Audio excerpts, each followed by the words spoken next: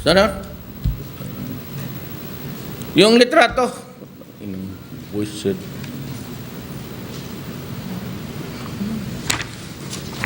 Bumaros, ganyan magmahal ang Pangulo Duterte, nakikita mo?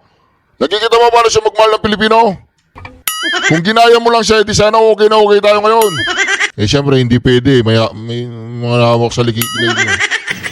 What are you doing to my countrymen? And if I were to do it to your citizens here, would you be happy? Oo nga, hanapin natin yung mga Kuwaiti, no? Paramdam natin sa kanila yung ginawa nila sa kababayan natin. Kuha tayo ng planchayin natin mga damit nila. Mga Kuwaiti, umayos na kayo. Huwag kayong gagago-gago dito sa Pilipinas. Nga.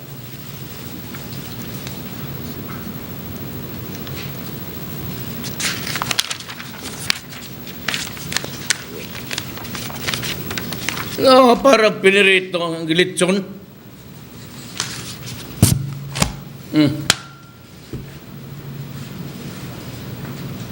Is there something wrong with your culture?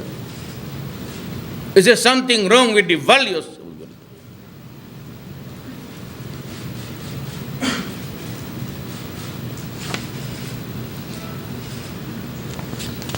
Potang inaprinansya yung katawan.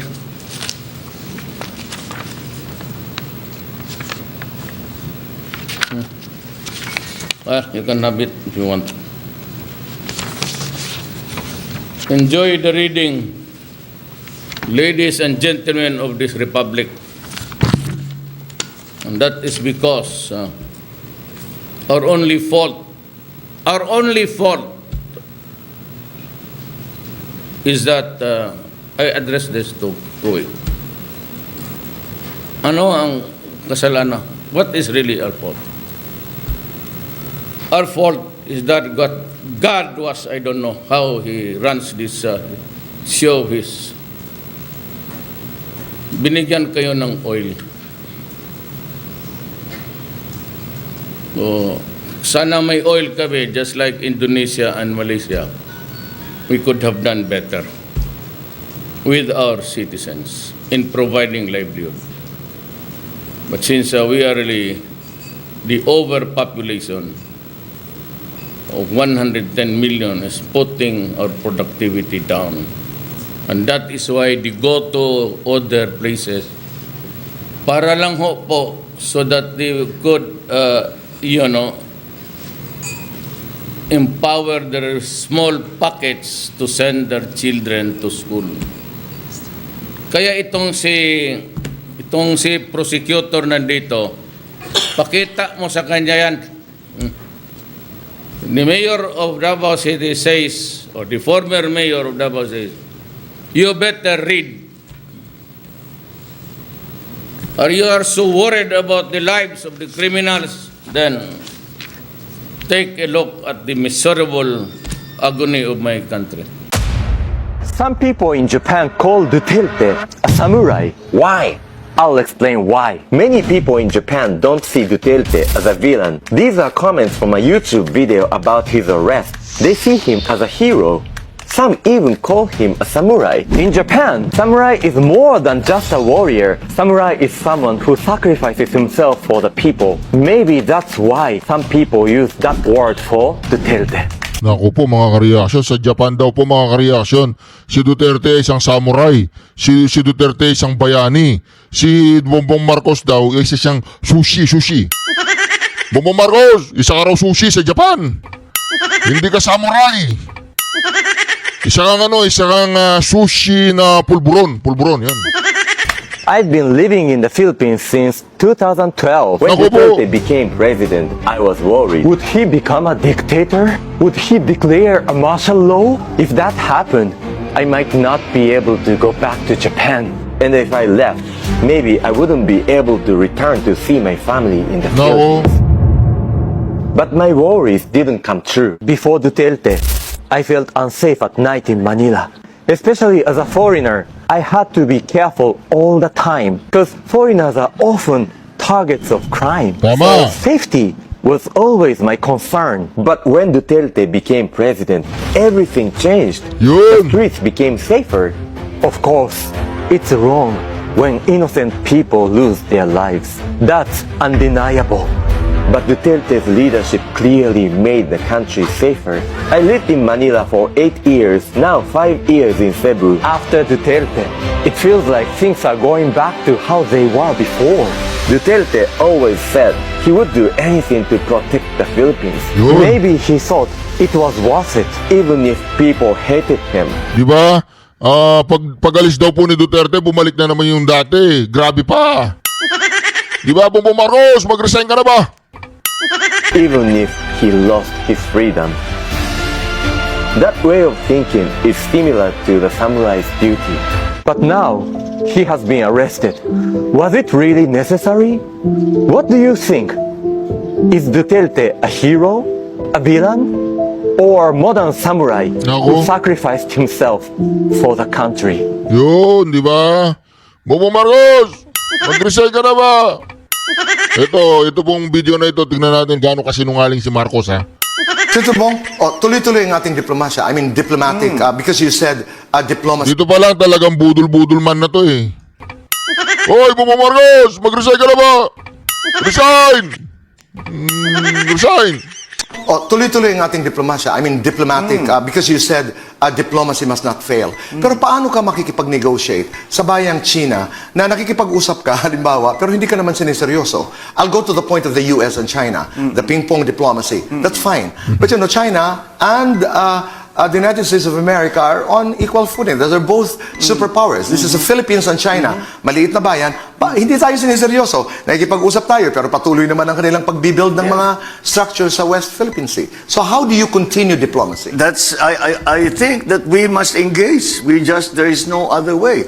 Anong ibang mga solusyon? Sasabihin natin, yung United States, pumasok uli kayo dito sa Pilipinas, kayo mag-defend sa atin. Hindi na pwede yun.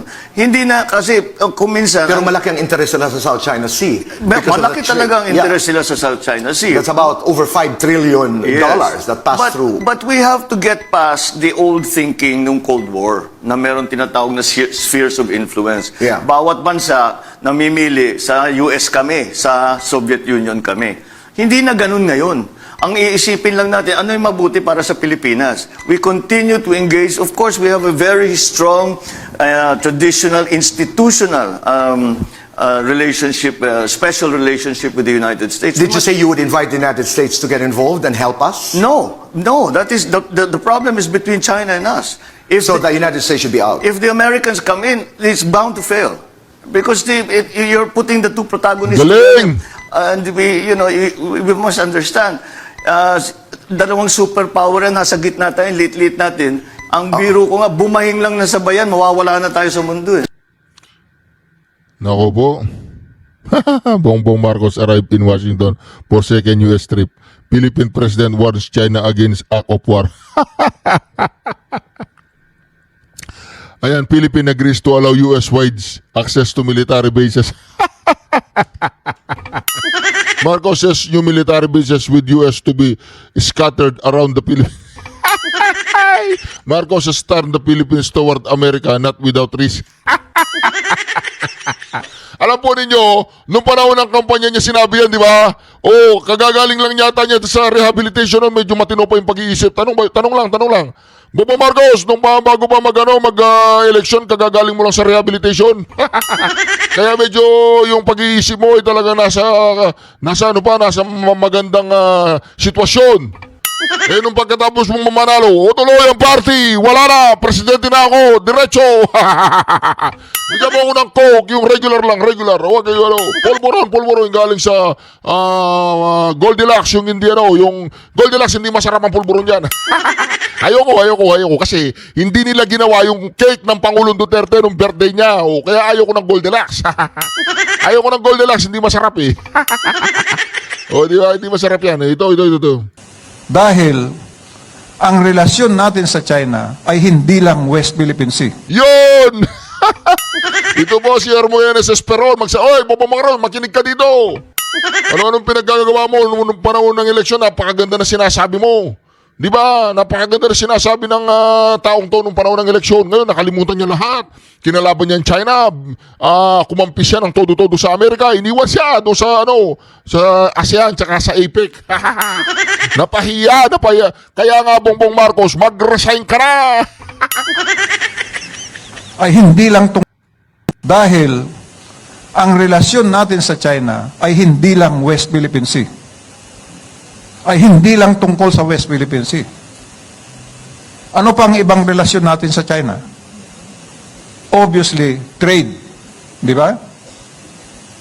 Cultural. Dahil ang dami nating Chinese dito eh. Person to person. Turismo.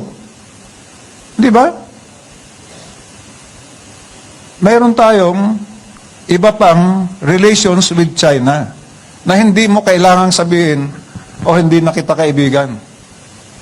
Dahil ang foreign policy natin, sinasabi nga nila, noon pa simula pa lang, sabi ni Tatay Digong, we are friends to all, enemy to no one. Hindi yung friend kita. Yung isa naman, ayoko sa'yo. Hindi pwede yun. Siyempre, friends tayo sa Amerika. Sinong may kamag-anak sa Amerika? O, kita nyo? Ako, 3 kapatid ko doon. Paano ko aawayan ng Amerika? Hindi ba? Kaibigan ko ang Amerika. Gustong-gusto ko ang Amerika. Pero hindi ko sasabihin, China, ayoko sa'yo. Hindi pwede. Di ba? Kung yung US nga at China, nag-uusap tungkol sa trade. Di ba? Dahil sila ang number 1 trade partner ng bawat isa. So, hindi lang West Philippine Sea ang relasyon natin sa China. Kaya timbangin natin mabuti yan. Timbangin natin yan. Ayaw kong sabihin mali yung ginagawa nila ngayon, pero hindi ganon ang ginagawa namin nung panahon ni Digong. May sasabihin ako sa inyong sikreto. Unang visit namin sa China, 2016. Doon kaagad sinabi ni Digong, Mr. President, we have the ruling of the arbitration. Sinabi niya yon. And we want this to happen, something. Kailangan ipatupad. Sinabi ni Xi Jinping, kung ipipersa mo yan sa akin ngayon, magka-problema tayo. So sinabi ni Tatay Digong, sige, dito na muna, pero nandito ang arbitration. Saan niya sinabi ulit yung arbitration? Doon sa United Nations. Nagtalumpati siya doon. Ito na ang arbitration ruling. At hindi mo na maaalis ito because this now becomes part of the international law. Di ba, mga abogado tong tatlong to eh. Di ba? Part of international law which may not be diminished. Nandyan na yan. So, nandyan. Ano ngayon kung nandyan? Nandyan ang South China Sea. Meron freedom of navigation beyond your territorial waters. Alam mo ang meron tayo, yung exclusive economic zone, 200 nautical miles. Bumaros, makinig ka! Anong ginagawa mo? Makinig ka dito kay Esperon! Para hindi tayo girahin ng China. Nako, mga kareaksyon, yan ang sinasabi natin dyan eh. Kapag ang leader mo weak at walang alam, yan! Di ba? Magkano ng dollars? But remember that that is your exclusive economic zone. O kaya wag ka na makinig, Bongbong Marcos, wag ka na makinig. Mag-resign ka na! Wala na, tapos na! Fired! Resign! Which is sovereign rights. Hindi sovereignty. Ang sovereignty sa iyo. Ang sovereign rights, iginawad sa iyo ng United Nations para protektahan mo at para kunin mo yung mga nandyan na isda o mineral o kahit ano pa. Sovereign rights. At pwede mo ring ibahagi sa mga ibang countries. Sharing, i-share mo, pwede. Yan. Hindi yung exclusive economic zone ito, amin to eh. Ang emphasis mo, yung ano eh, yung exclusive eh. Hindi. Sovereign rights lang yan. Kaya, ulitin ko, ang relasyon natin sa China ay hindi dapat napapako sa West Philippine Sea. Marami pa tayong ibang magagawa. Ngayon, kung iba ang paniwala ng administrasyon, ay bahala sila kung kaya nilang panindigan. Pero ito ang solusyon ko dyan. Sa West Philippine Sea o sa South China Sea, doon sa loob ng ating exclusive economic zone, ay mayroong 17 isla ang Vietnam. Nandiyan ba saan ba yung aking partner? Yung mapa, nandiyan ba ninyo? Oh, dali mo dito. Oh. Sa loob ng EEZ, ito, baka hindi rin nyo makita, pero para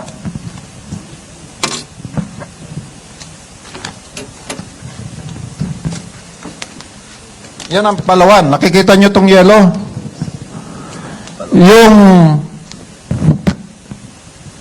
Yung arc na yon, yun ang exclusive economic zone.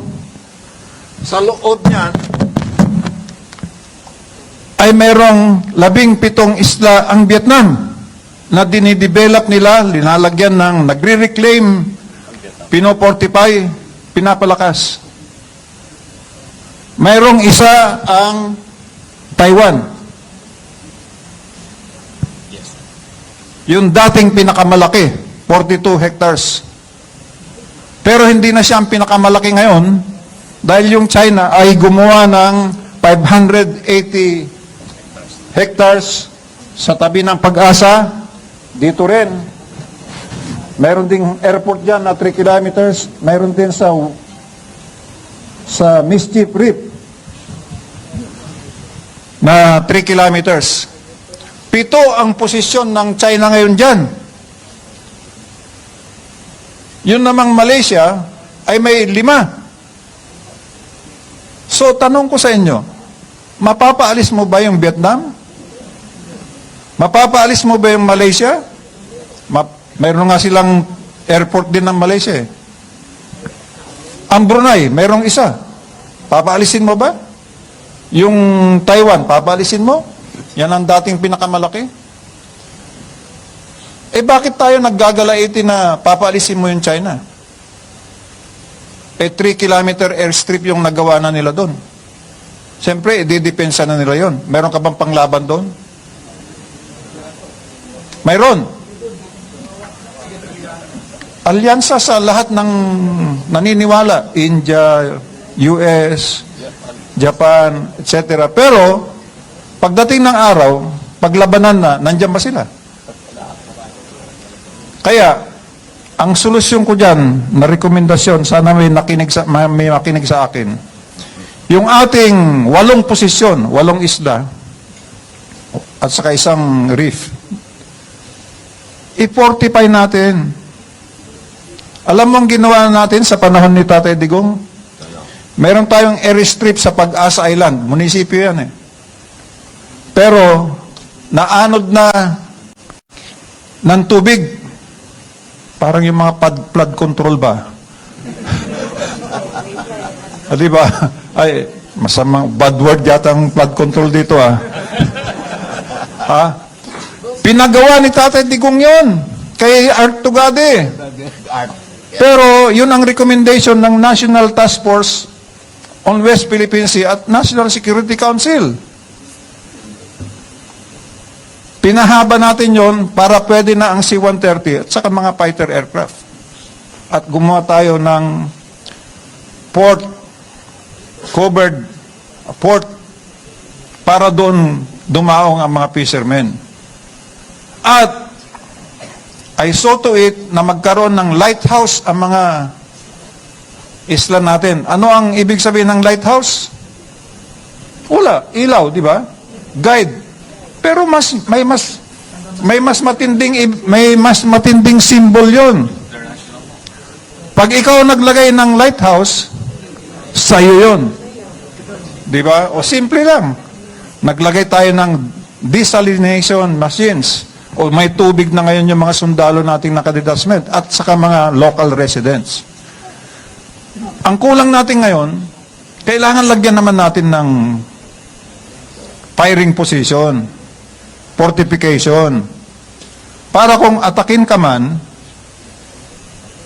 ay makatayo ka, maidepensa mo ng 3 oras. In 3 hours time, maka-reinforce na tayo. Hindi gaya ngayon na open yung iba pa.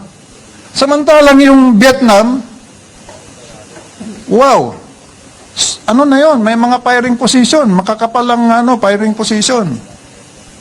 May helicopter pad. Eh bakit din natin gawin yon? Keep, fortify, and keep and defend your position. Ganun lang. Pagkatapos, ang suggestion ko, magkaroon tayo ng fishing agreement. Lahat ng countries dyan. Di ba? Huwag nating ipagkait yung mga isda dyan sa ating economic zone. Dahil yung isda naman ay palangoy-langoy yan, pwede namang palipat-lipat. Pakinabangan natin lahat dapat yan. Second, magkaroon tayo ng marine biology studies dyan. Gawin nating international. Di ba? Yun ang huwag mong dalhin yung mga barkong panggera dyan. Gawin mong, dalhin mo dyan yung mga scientist. Di ba? Yan ang West Philippine Sea. So, palagay ko, maski na abutin tayo ng 100 years, 1,000 years, hindi mo masosolve yan kung ang gusto mo, paalisin yung mga nandyan na iba. Huwag mong angkinin. Huwag mong angkinin. Ngayon, may time pa ba ako? 10 minutes? Babalikan ko yung usapan natin tungkol bye. sa peace talks. Bye. See you later. See you. See you. General Esperon. Gusto mo ba ninyo mga ka-reaction na manatili pa si Bongbong Marcos dyan sa Malacanang? I-comment po ninyo sa comment section. Pili po kayo si Bongbong Marcos o si VP Sara Duterte. Pero dito sa susunod na video na ito mga ka-reaction, ipapalabas ko sa inyo kung paano natin namimiss ang Pangulong Duterte at kung paano niya ipinagtanggol ang isang domestic helper doon sa Kuwait. At kung paano niya winarningan ng Kuwait. Ito mga ka-reaction ha, panoorin po natin.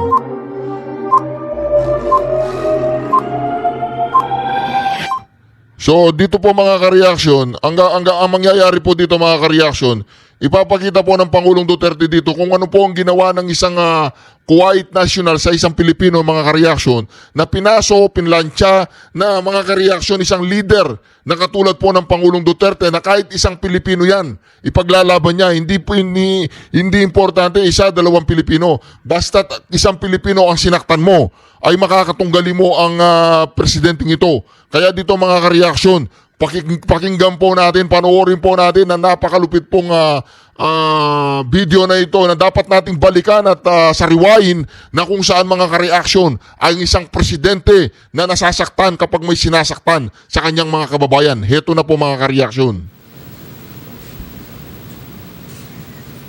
I'll give you a copy after I shall have...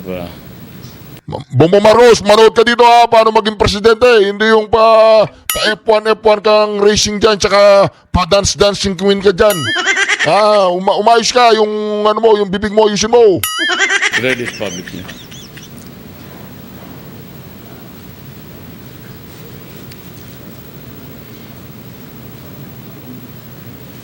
So na siguro tayo. Total, a few days ago, while serving an eviction order in an apartment in Al-Shaab, Kuwait, which has been unoccupied for some time, the Kuwaiti police were surprised to find the cadaver of a Filipina household service worker, later identified as Joanna Daniela Dimafilis. Pinatay ng kanyang amo. Nako, ito na. Umpisahan po natin ha. Inside the freezer, her body bore torture marks and indications that she was strangled to death. A review of the incidents of violence, curtailment of freedom and abuse of basic human rights committed against Filipino workers overseas. Kaya ko po pinapalabas ito mga ka-reaction. Isa lang po itong pagpapakita sa mga OFW kung anong klaseng presidente meron kayo nung panahon po ng Pangulong Duterte at ang buong Pilipinas. Pero ngayon, anong klaseng presidente meron kayo? Paki-comment nga po sa comment section. BBM, resign! Especially household service workers in Kuwait, reveal the data so repugnant it compels us to ask what we in government has been doing all these years to protect and give justice to our helpless sons and daughters, brothers and sisters. Sad to state, it seems that our government is as inutile as our foreign workers are helpless in the present state of things. This is a national shame, and yet we proclaim the OFWs the modern heroes of our republic. Our words and action simply do not match.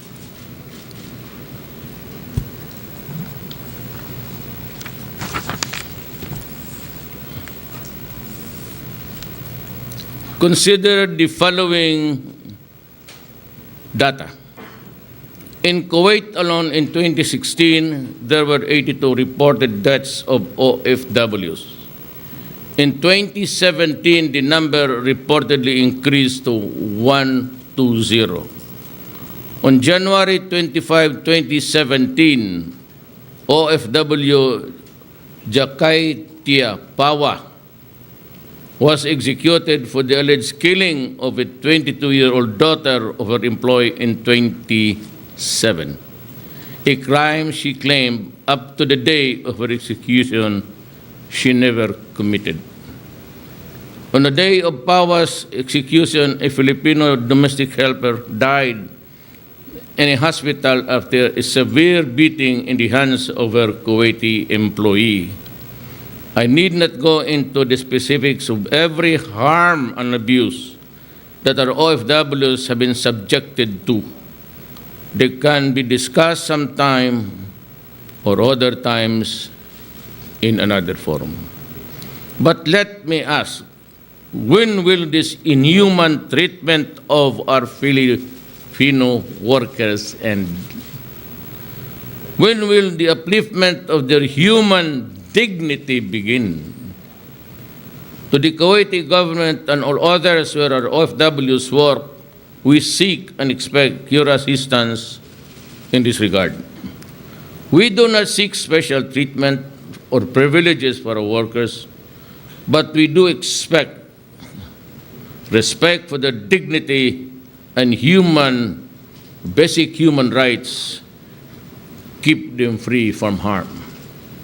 I implore you, nakikiusap ako sa lahat ng mga Arabo. The Filipino is no slave to anyone, anywhere and everywhere.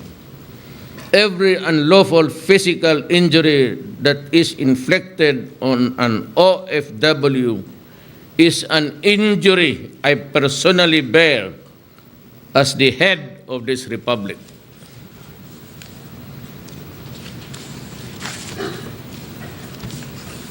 Every abuse committed against an OFW is an affront against us as a sovereign nation. I ask that our overseas Filipino workers is that their dignity is honored and the rights of human being upheld and respected. We send to you a Filipino worker, hale and hearty, determined to work in his heart out in order to give his family a decent and comfortable life in the Philippines. Do not give us back a battered worker or a mutilated corpse.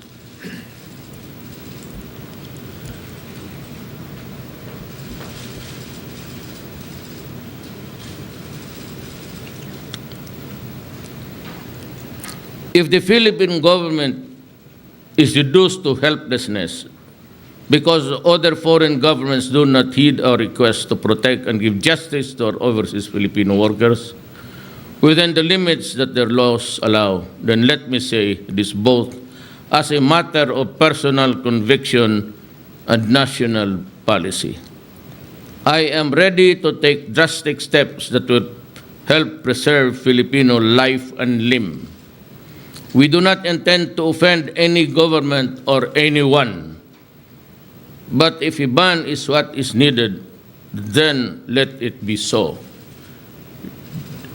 The ban continues today, and I don't know at what time. I declared it early this morning because I was reading this report complete with pictures sa aeroplano.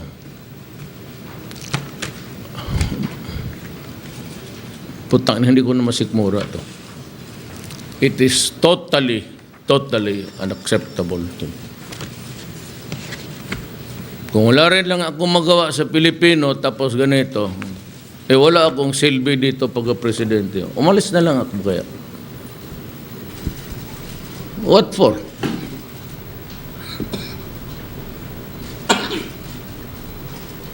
Tingnan nyo. Kasi kung in-hotel talaga, wala. Let me know. And, pero hindi ako pwedeng ganito. Of course, we need the help of Kuwait. No, alam mo mga taga-Kuwait, you guys, I'm addressing the Kuwait nation. There was this friction created because Iraq invaded Kuwait many years ago. And that war and its repercussions continued. So that the American government was always on its toes because Iraq entertained a more expanded invasions later. That was the international intelligence report. It was over the intelligence communities. And so because, though it was a lie perpetuated by the Americans, they decided to invade Iraq. Kuwait. Iraq invaded Kuwait during the time of President Bush, the father. And so the Americans went inside Iraq on the pretext of Iraq having weapons of mass destruction, only to admit that there was intelligence failure, and there was actually none. But because of our desire to protect you, Kuwait, in the future from Iraq, because Iraq was bent on getting you as part of their territory, we at that time, during the invasion, considering you and the danger of weapons of mass destruction, and verily at the behest of the American government, we were deployed in the Middle East using your country, and you saw the workers, the doctors, and the nurses, and other medical personnel of the armed forces of the Philippines. We lost about, wounded seriously, 3 of our citizens fighting for the cause of the peace in the Middle East, focused on the fear of the governments that you will be invaded again. We went there. We were enthusiastic. We were fought to protect your interests. We did not fail you. Oh, how come my countrymen are now suffering brutality, cruelty, and death? And you seem to be oblivious about it. We've been complaining that we are showing you shortly what the... Sana? Yung litrato. Bullshit.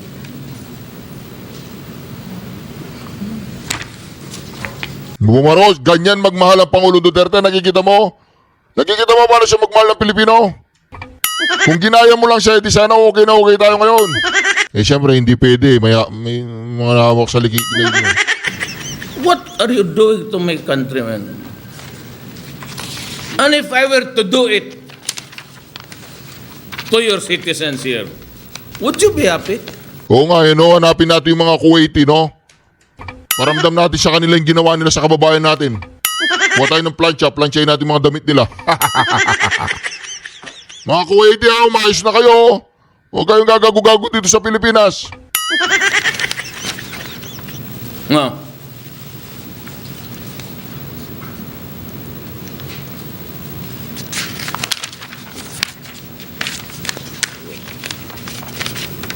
No, parang pinirito ang gilitsyon.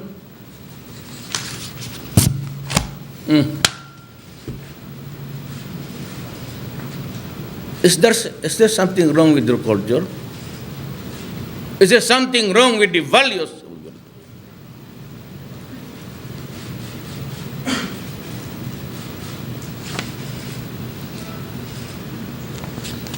Potang ina prinansya yung katawan.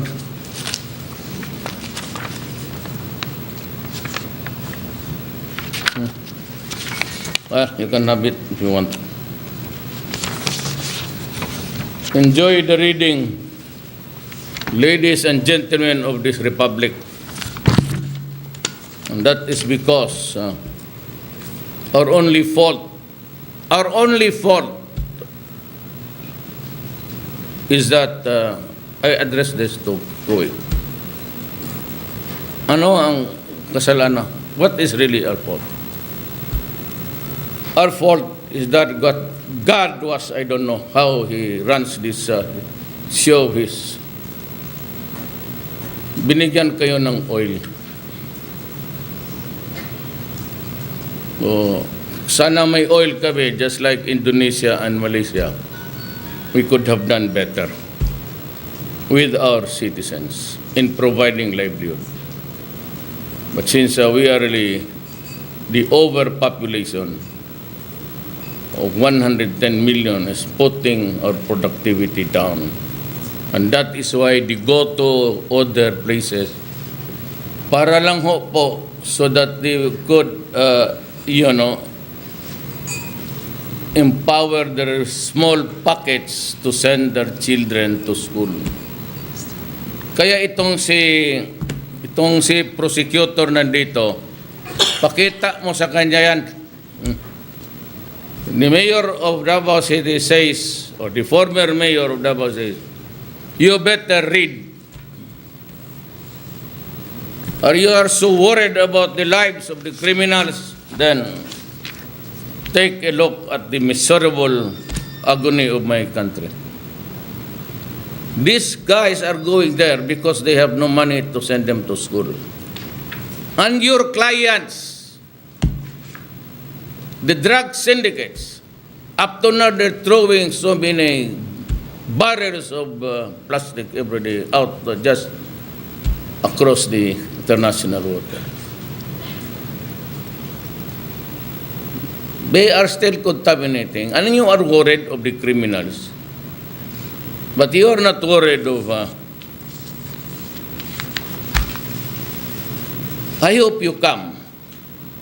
And I hope that we can be together in a room. I would ask for that rare privilege of talking to you. Tayo lang na, the two of us in a room. With no... I welcome you. And if you want to find me guilty, go ahead. So be it. Find a country where they kill people with a firing squad.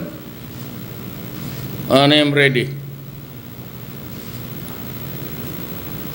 If you hail me into a rigmarole of trial and trial, no need. Go ahead and proceed in your investigation. Find me guilty, of course. Can do that. I do not want imprisonment.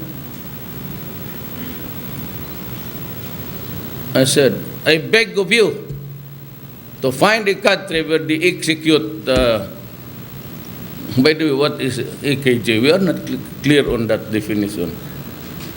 what is extrajudicial killing?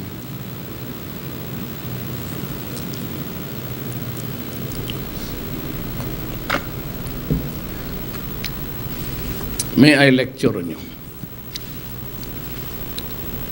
There is a Philippine Constitution. It provides for remedies for the state to seek a redress of grievance from criminals. Used to be that we were adopting the policy of death penalty. Nawala na yan. Okay. Criminal laws says that you cannot escape liability by just pretending to be ignorant. So, in order not to be ignorant, we have to publish our penal laws, especially with punitive sanctions. One of the fundamental requirement in a decent and a humane society, a democracy, is that you must know the law that you are violating.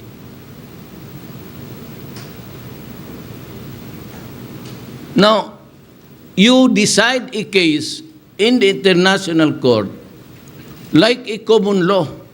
You come up with new stories about crimes, making a crime for an act or a deed. But these laws must be published in the official gazette to be really effective laws. Now the treaty says that we signed the treaty, we delivered the documents in Rome, sabi ninyo, but those laws were submitted to you, but were not published yung mga definition of what are the crimes that you can take cognizance of. One of the fundamentals is really that you have to publish it in the official gazette, which this government did not, or not my government. I did not sign it. Now the treaty says that the treaty shall form part of the laws of the land. So itong extrajudicial killing, there is no international international penal code. Kung ano lang yung makita ninyo, you define it in the way that you are here in a country where you belong. Parang common law, ito, ganito, kasi ginawa nilang crime. And your individual thinking says that it is a crime. Okay, killing. But what is extrajudicial killing? If you could accuse me of what is an extrajudicial killing, there is no fucking provision of extrajudicial killing. It is not defined anywhere. So how can you now accuse me of a crime when the law says the treaties that we enter into forms are part of the law of our land? Okay, our land says, the Philippine Land Republic says, that before a penal statute or a punitive act can be a basis for prosecution, you have to publish it. Was there any publication? None. What is in the revised penal code? There is no extrajudicial killing. Then, our principles of territoriality is that the crime must only be prosecuted in the place or the country where the crime was committed. But you go into this treaty thing, which America never did. You know why? Because had America signed it, the President Bush, the son, would have gone to prison. Imagining invading a country raising the excuse of weapons of mass destruction, only to find out or to say later on there was none and we committed a mistake.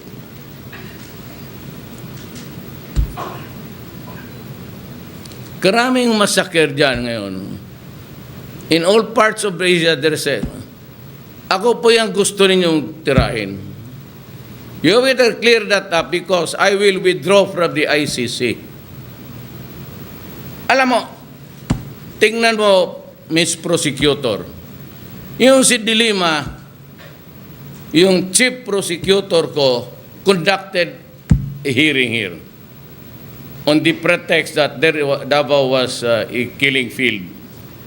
Pumunta dito, all of you Davao citizen saw this on TV. TV patrol ng gabi, online, dala-dala ng mga pulis, pati dala-dala ng mga, si Tagalog, anong, pala ba rin yan? Pala ba yung tawag sa Tagalog? Pala. Oh, you Tagalog people, you learn Bisaya so that you can understand each other right away. Kinabot niya yung putang inang bukid dyan na nakita niya, o kayo mga taga-media, all of you, tell the truth. All that she got was a single skeletal body with two heads. Extrajudicial killing for what? A human person with no head, with two heads? That is not a human being. Maybe it's a monster. In which case, it is also debatable again. I am just joking. But all she got was that. After the investigation, wala na. She went back to Manila. Then, she was taken in Secretary of Justice. She played with drugs, protected them, submitted herself to a video, a pornography for all to see. That she has the moral ass to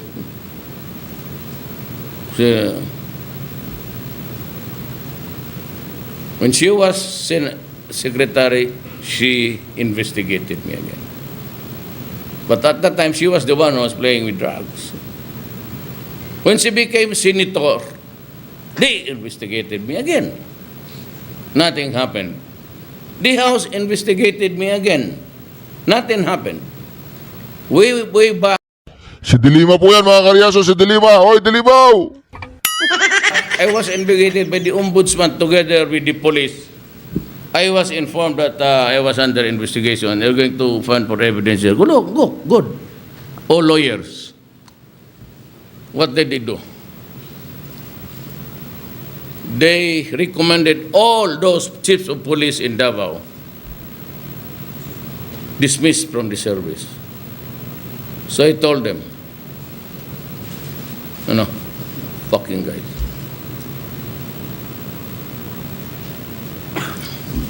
They have no sin. They have not committed any wrong. I never ordered a specific Mr. Santos or Mr. Cruz. I just told them, destroy the apparatus of the drug syndicates. And you guys, if you do to destroy my city, I will kill you.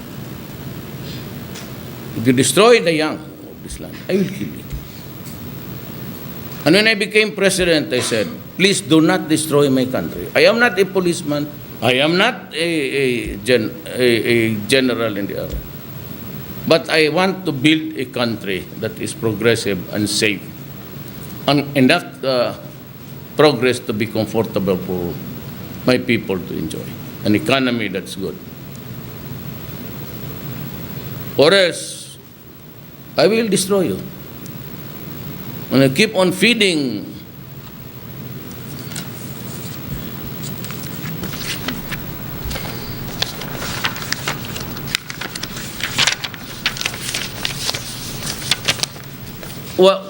why are all these guys suffering?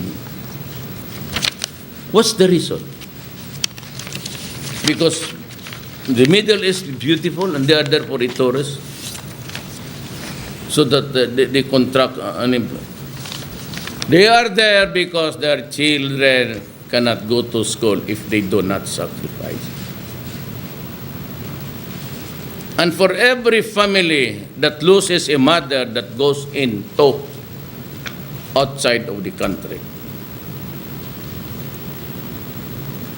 that family, that poor family, becomes dysfunctional.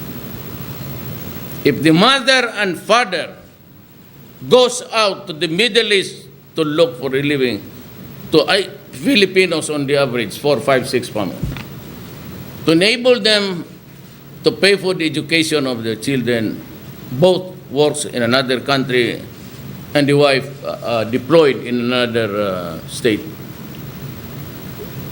And the children are left to the care of the uncles, they are raped even by the uncles. It's every day. So, without the father and mother, these children flounder.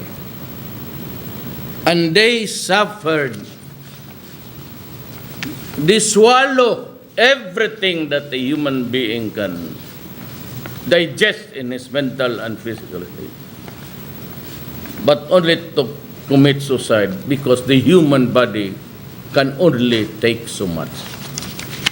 There are not all, let me lay the predicate, not all, but there are tribes in the Arab nation who has this culture that if you are a slave, bought from the slave market of Africa and the Middle East, when you work for them, you are a slave. It includes rape if you do not want it, or orgies if it is to your predilection. They suffer 2-3 years. That is why I have always been avoiding this topic, because once upon a time I was a congressman. There were 2 from Turil and 1 from Kidapawan, which is outside of Davao City. But these 2, the parents kept on coming back and forth to my house because their daughters were in prison because of being apprehended distributing groceries. Christiana. So, since they were there almost crying every day, my wife said, why don't you do something? So I decided to go to. And true enough, King Fahd, he was a very magnanimous king. Not all Arabs are like that. And he readily acceded to our request, a delegation of Filipino. But I brought all along with me. Most of them were the Muslim, the Moro congressman. But I was advised by one of the high officials there in the palace, talk to your counterpart. So I forgot his name, but I went to the parliament and I was introduced to this guy. And that is what he told me. You must tell the people, your people, that in some tribes, but not all, you are really raped. First by your employer, then by the son, then the son shares with you with his friends, and the brother-in-law. It's universal complaint. Almost all of them who came home to complain, they said they only were able to sleep 3 hours. And that food was garbage, the leftovers. And they do not have sleep because if it's a compound, they clean the house of their employee, the original, then they have to clean the house for the son and daughter-in-law and for the children, and she washes the clothes. That is why she only sleeps 2 or 3 hours. Most of them come home with a mental disease. And I was hesitant to announce then because I did not want to create something in the minds of the husbands or other, because it will destroy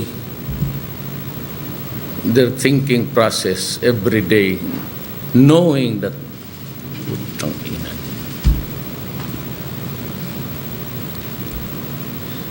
But the secretary said once a diplomatic, I said no. Maybe there's a suspension of the ban. No. I want it stopped. So I told him, and the senator, pati si congressman, I need to put a face for the cruelty and the agony of the cruelty of some people and the agony that we are facing.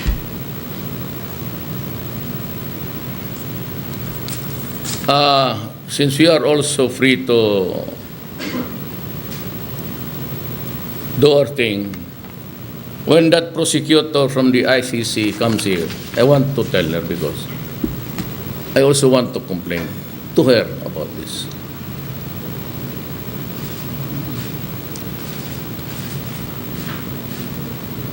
And they're happening, thousands of them.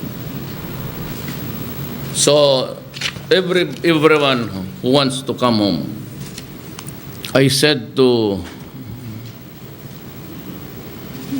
Secretary Bello, those who want to be repatriated, with or without money, I will ask PAL and Cebu Pacific to provide the transportation. I want them out of the country, those who want to go out, in 72 hours.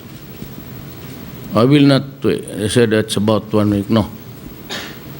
We will count our lives by the hours, because apparently every hour there is a suffering and agony committed, brutality committed by Filipinos. When we were called upon to help maintain the balance of power and see to it that Iraq stops, or there is no Iraq at all, and the Kuwait government freed from its headache. We were there for you. You know, it's very sad. Very sad that this is what we get in return. O, di ba? Itong mga to, kailangan talaga magkaroon tayo ng presidenteng katulad nito ulit eh. Diba, kaya niya tayong ipagtanggol, kaya niya tayong ipaglaban, kaya niyang ibigay lahat para lamang ipagtanggol ang bawat Pilipino. Mga ka-reaction, mag-comment po kayo sa comment section. Kailangan na ba talagang mag-resign si Bongbong Marcos? Oo o hindi? Bye. Period.